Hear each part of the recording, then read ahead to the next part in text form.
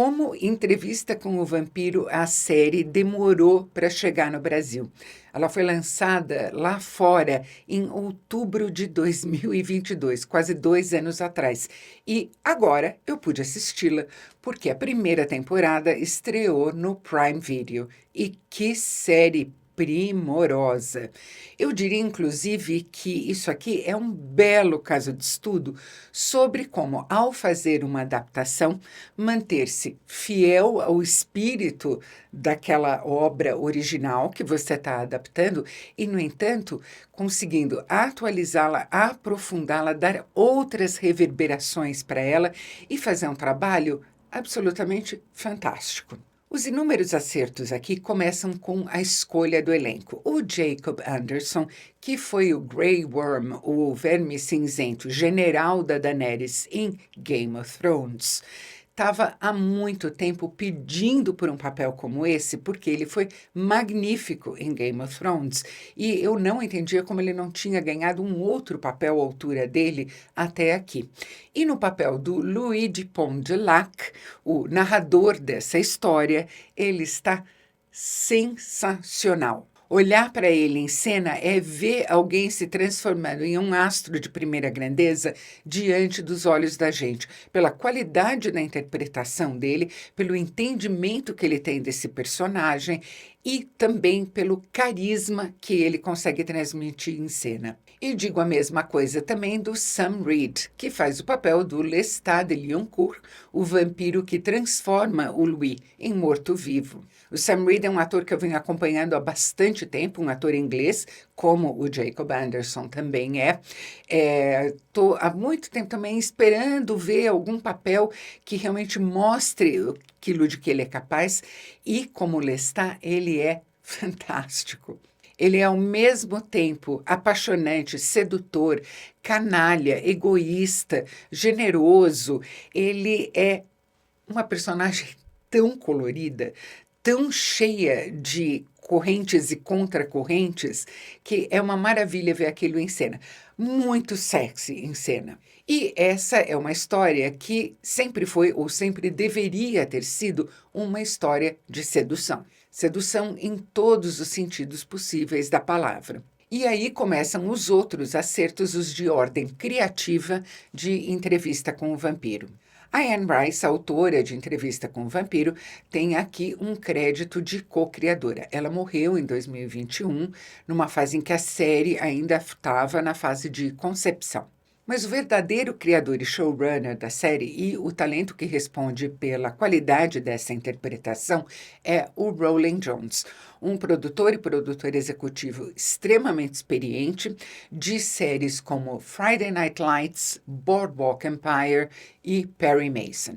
De cara, o Rowland Jones mostra o que tem que ser feito com Entrevista com o Vampiro hoje em dia, tirando a história do século XVIII, em que o Louis era um bondoso senhor de escravos, pois é, e transpondo ela para o início do século XX. A história aqui vai começar por volta de 1910, 1911, ainda em New Orleans. E isso é extremamente importante porque o Louis agora é um homem negro. 50 anos depois da abolição oficial da escravatura nos Estados Unidos, as coisas não mudaram.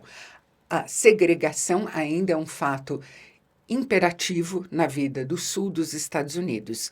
E um homem como Louis, ele não consegue manter a família a não ser trafegando no submundo de New Orleans. Não tem nenhuma outra avenida aberta para a realização profissional ou financeira dele. O que ele pode ser para ganhar dinheiro, do jeito que ele quer, é dono de bordel. Ou seja, mesmo antes de conhecer o Lestat e ser transformado em vampiro, o Louis tem pela frente um horizonte todo de uma vida crepuscular, de uma vida que nunca vai sair da sombra completamente. E é interessante que, lógico, mesmo antes de ser transformado em vampiro, a noite é o domínio dele. Eu adoro isso, quando alguém vai adaptar um material, e um material que é muito querido, muito popular, e a pessoa enxerga exatamente como trazer aquilo à vida de novo. Como tornar aquilo relevante, mais uma vez, para a plateia contemporânea dela. O Louis, portanto, é uma pessoa cheia de raiva e de indignação, de revolta, que ele tem que esconder o tempo todo. É disso que depende o ganha-pão dele nunca mostrar exatamente o quanto isso tudo irrita ele, o quanto tudo isso magoa e enfurece ele. Mas uma tragédia familiar vai minar essa capacidade dele de esconder a revolta. E como um excelente predador que ele é, um predador experiente, experimentado, o Lestat sabe que o que já era uma vítima ideal, agora se tornou a vítima perfeita. Vítima numas, porque nessa versão aqui, muito acertadamente, o Lestat também está fascinado com o Louis. Tanto quanto ele pode se apaixonar por algo que não seja ele mesmo, o Lestat está loucamente perdido de paixão pelo Louis. Ou seja, agora, como sempre deveria ter sido, a história do Lestat e do Louis é uma história de paixão, romance, sexo, sedução, um relacionamento que começa com amor e que, no entanto, vai se revelar em tantos aspectos dele, abusivo, tóxico, uma conflagração entre privilégio e submissão. São dois vampiros, mas a gente poderia estar falando de quaisquer dois seres humanos. E aí vem a parte da entrevista mesmo, que aqui é usada de maneira tão satisfatória, tão boa. Primeiro, quem faz o jornalista, o Daniel Molloy, que é o mesmo personagem do filme, tá? Já vou falar do filme, é o Eric Bogosian, que é um ator muito incisivo. Eu gosto demais dele. Ele tem a capacidade de ser uma pessoa, ao mesmo tempo, cínica, dura e compassiva. E a entrevista dele é uma entrevista de fato. Não são aquelas perguntinhas sem graça que no filme o Christian Slater fazia para o Brad Pitt de e aí, crucifixo, e aí, reflexo no espelho. Agora, esse é um jornalista de fato, alguém que teve uma carreira muito extensa, uma carreira que está em declínio, uma pessoa cuja saúde está em rápido declínio também e que obviamente está furiosa porque está sendo confrontada com a mortalidade dela, e um jornalista que vai questionar toda a narrativa do Louis o tempo todo, ponto por ponto. Vai exigir que ele examine se a versão que ele está dando dos fatos não é uma versão transformada pela memória. E vai apontar para ele o tempo todo o quanto tinha de assimétrico, o quanto tinha de abusivo ou venenoso nesse relacionamento em que ele entrou com o Lestat. Um ponto importante, o Daniel Molloy, lógico, era o personagem do Christian Slater.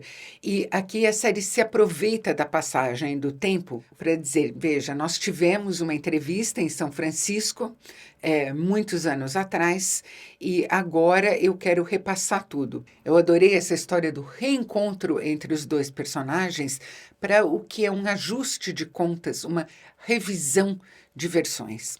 A entrevista agora acontece em uma cobertura luxuosíssima em Dubai, onde o Louis mora, e eu fiquei intrigadíssima desde o começo também com a presença de um assistente, que é o que parece, do Louis, que está o tempo todo em cena, um rapaz chamado Rashid, super protetor em relação ao Louis, e que é interpretado por um ator, também ele muito intrigante, que eu não conhecia, o Assad Zaman.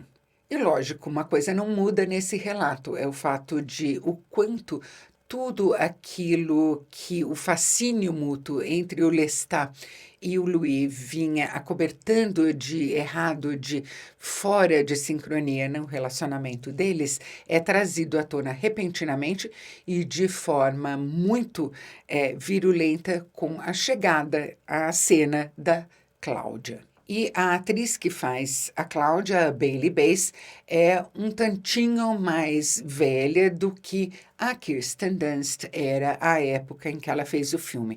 É uma personagem transformada em vampira numa fase da vida em que ela já começou a se interessar por sexo, pela sexualidade, e em quem esse interesse vai estar sempre aprisionado pela forma dela. Outro acerto fundamental do Rowling Jones é o quanto ele entende os ritmos dessa história. E aí está uma das principais razões pelas quais essa série é tão superior ao filme de 1994, que eu fui rever porque lá se iam 30 anos. Quando eu vi pela primeira vez, eu já não tinha gostado muito do filme. E agora, revendo, sendo uma pessoa mais experiente e tendo visto essa adaptação tão bem feita que a série deu ao livro da Anne Rice, eu gostei menos ainda. Alguns pontos que me chamaram muito a atenção. A direção do Neil Jordan, um grande diretor, faz o que pode, mas o roteiro é muito precário. Quem escreveu o roteiro foi a própria Anne Rice. E o fato de uma pessoa ser muito competente, muito talentosa no livro que ela escreve, não significa que vá ser ela a pessoa que é capaz de fazer a melhor adaptação possível daquele romance. Muito pelo contrário, quase sempre essa é uma fórmula que não dá certo, porque a pessoa está próxima demais emocionalmente daquilo que ela criou e são linguagens muito diferentes. O roteiro dela para o filme de 94 é uma sucessão de acontecimentos que nem sempre fazem muito sentido, que não se encadeiam muito bem e que desperdiçam o que é o ouro encontrado na série. O quanto a série se demora nas preliminares, digamos assim, do relacionamento entre o Lestat e o Louis. Na série a gente tem pelo menos 3 episódios inteiros se ocupando dessa conquista. E eles são verdadeiramente intoxicantes, porque além de individualmente o Jacob Anderson e o Sam Reed estarem excelentes nos papéis deles, a química entre eles é maravilhosa. Não há dúvida, o coração da série em todos os sentidos é o Louis, é a interpretação do Jacob Anderson.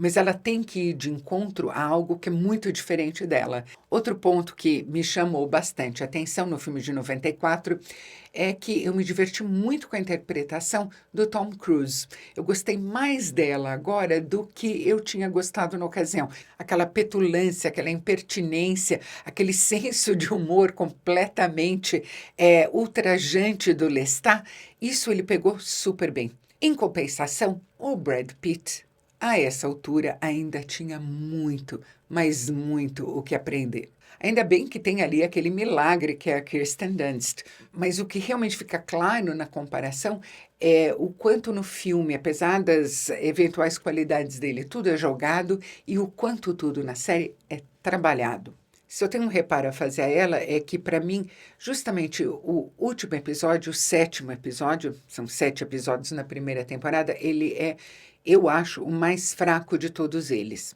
Mas eu não tenho dúvida que, tendo compreendido tão bem o material que ele tinha em mãos e tendo também atores que compreenderam igualmente bem os seus personagens, o Rowling Jones vai fazer um trabalho exemplar na segunda temporada, que já começou a ser disponibilizada nos Estados Unidos, 3 episódios já foram ao ar e que ainda não tem data para chegar aqui. Mas pelo menos a primeira já pode ser vista. Pessoal, não deixem de me acompanhar também no Letterboxd, aquela plataforma em que eu publico muitas resenhas em texto, outras em vídeo, de filmes que vocês constantemente me pedem e que eu não posso atender no canal. Tá tudo lá. O link está na descrição e está aqui também. E se você gostou desse vídeo, não se esqueça de curtir, inscreva-se no canal e clique no sininho. E a gente se vê no próximo vídeo.